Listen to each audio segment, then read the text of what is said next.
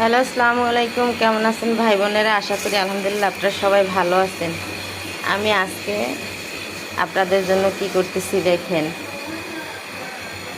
এই যে নতুন একটা আইডিয়া, আমাদের গ্রামে এটা অনেক মানুষ পছন্দ করে।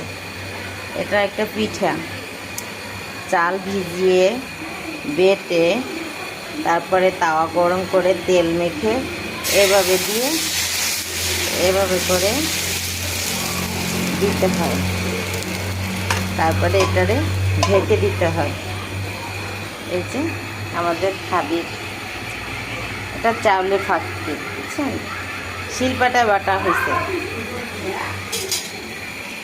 তারপরে এটারে 2 মিনিট পরে উঠাই ফেলাবেন, আবার 2 মিনিটে ভাপটা বের হতে দিবেন। ঠিক আছে,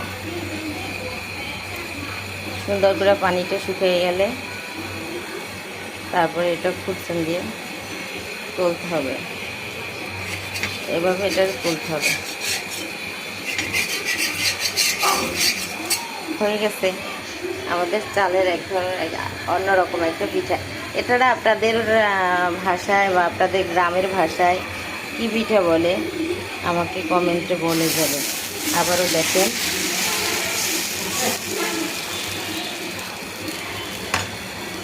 আবার ঢেকে দিলাম।